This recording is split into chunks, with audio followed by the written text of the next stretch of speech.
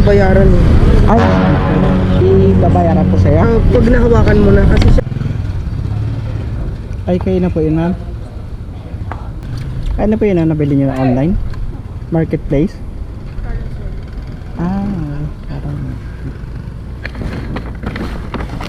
ganito din sapatos niya eh. Wait lang po ma'am, picturean ko lang po. Yan, okay na po.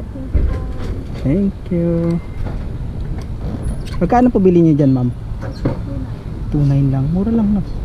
At locker pa. Thank you po. Kamusta mga kawalang umay? Panibagong araw at blessings na naman yung araw nito. Ito na nga, nakatanggap tayo ng panibagong booking natin, ang Grab Express Instant dito sa Quiapo, Manila.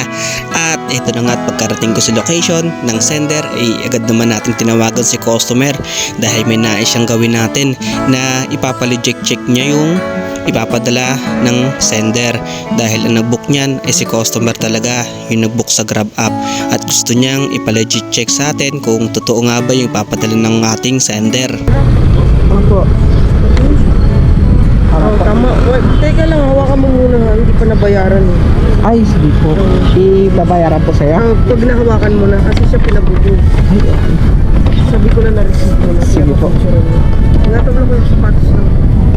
Picture mo rin send mo sa kanya. Papa. Wait lang.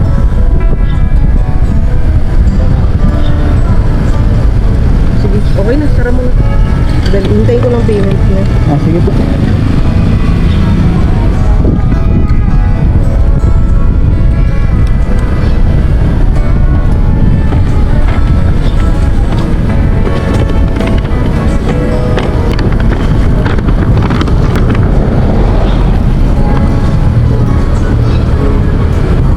Hello po ma'am. Ma'am, yung sapatos po is nasa akin na. Itong New Balance po. May sinend po akong picture sa inyo. Okay na po. Sige po. Iniintay niya po yung payment eh. Pasuyo na lang po. Sige po. Thank you po. Thank you. Okay na kuya. Okay na po. Thank you po. Thank you po. Thank you po.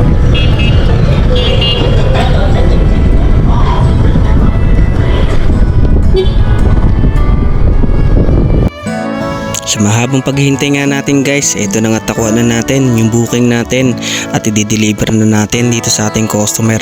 Medyo natagalan lang guys dahil i-online payment pa, hindi kasi pwedeng bayaran hanggat hindi natin nakukuha yung booking, at syempre hindi tayo pwedeng umalis hanggat hindi na babayaran, kaya medyo natagalan tayo. At ito na nga, papunta na tayo sa customer natin at nagtatanong pa ako kung ilang minuto tayo makakarating. Sa totoo lang guys, first time lang nangyari sa atin to na makatanggap tayo ng booking na bibilhin online para i-check or kung ano-ano man, i-check pa, babayaran, ganon online. At dahil madalas ang binubook sa Grab Express Instant ay yung ipapadala na lang talaga sa mga kakilala nila ang mga important documents at iba pa.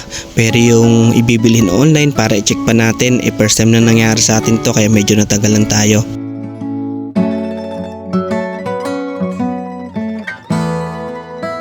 Ito na nga guys, at nakarating na tayo sa lokasyon ni customer natin, at ito na nga, tatawagan ko na siya para makuha agad niya yung order niya. Ay, kayo na po yun ma'am.